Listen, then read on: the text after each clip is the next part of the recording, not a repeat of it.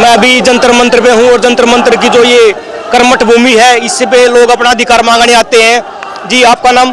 सतबीर कौर। जी, आप यहाँ किसानों की मांगों को लेके यहाँ आए हुए हो, तो आपकी क्या मांगे हैं? बिल्कुल 3 मांगे तो हैं। एक तो दिल्ली मास्टर प्लान जो है 2041, जो कि 2021 को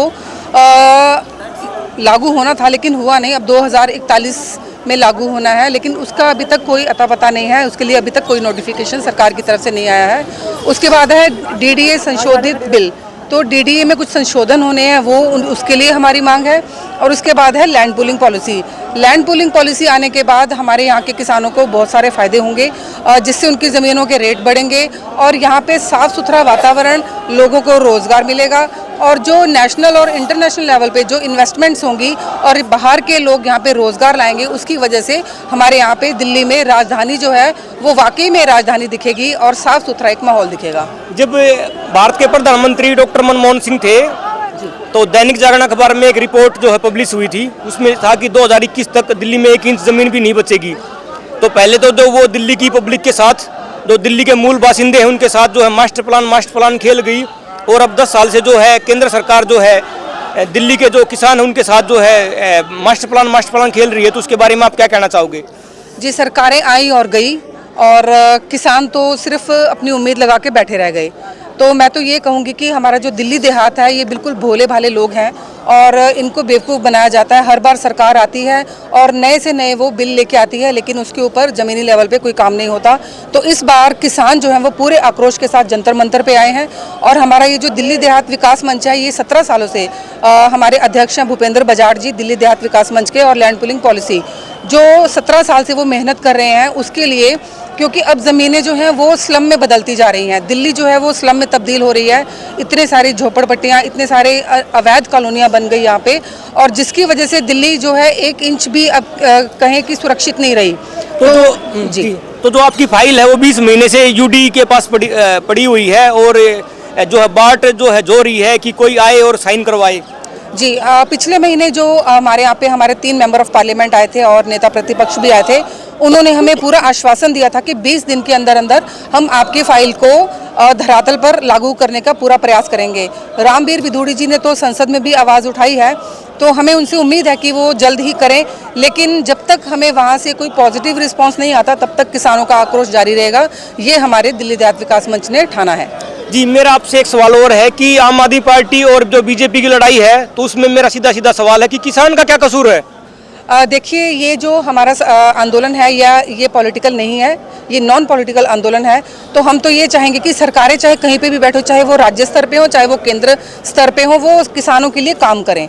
तो हमारा सिर्फ इतना ही कहना है कि आपस के राजनीति की लड़ाई में आम इंसान नहीं पिसना चाहिए। तो जो ये किसानों का दर्द है, किसान जो दिल्ली का कर रहा है, पीड़ा में है, संकट में है, और जो जमीन है पहले ही ऑलरेडी 50% तक जो जमीन है किसानों की वो बिक चुकी है, और 50% जो है वो बिकने को तैयार है। और जो कॉलोनी वाले आते हैं तो उनमें अवैध कॉलोनियाँ जो बन रही हैं, और जो मूलभूत सुविधाओं का बड़ा भारी अभाव है, लोगों के पास पार्क नहीं है, हॉस्पिटल नहीं है, और जो बाहरी दिल्ली है कर रही है, तड़प रही है।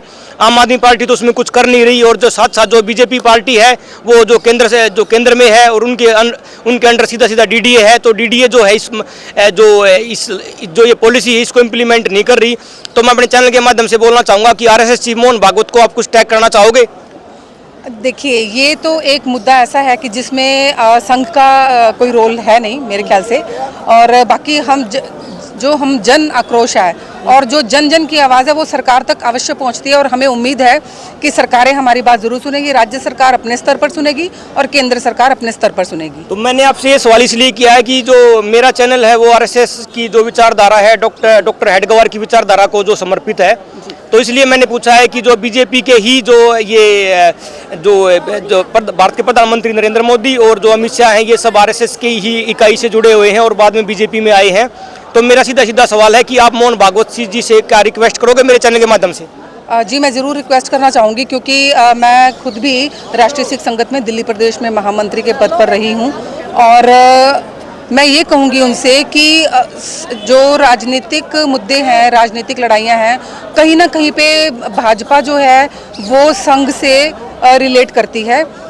तो पूरे देश का, पूरे हिंदुस्तान को छोड़ते हुए मैं कहूँगी कि पूरे वर्ल्ड में हमारी जो संघ की विचारधारा है वो पहुंचती है। तो उस विचारधारा को एक पॉजिटिव वे में लेते हुए और हमारी जो राजनीतिक पार्टियां हैं वो ये काम करें और उसके लिए ये उन्हें थोड़ा सा प्रेरित भी करें। जो ये किसानों की ज्वलंत समस्या है, कि आपको क्या विश्वास है कि ये जो है कब तक जो है ये हमारा आंदोलन है जो ये सफल हो जाएगा?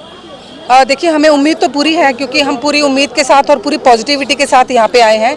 तो हमें ये पक्का मतलब क्या कह सकते हैं, इसमें पूरा भरोसा है हमें सरकार के ऊपर कि इस मुद्दे को वो बहुत जल्द से जल्द सफल बना के और उसको इम्प्लीमेंट करेंगे। हमारी पॉलिसी सारी जल्द से जल्द धरातल पर लागू होंगी। जी, हमारे चैनल से बात करने के लिए आपका धन्यवाद। धन्यवाद जी।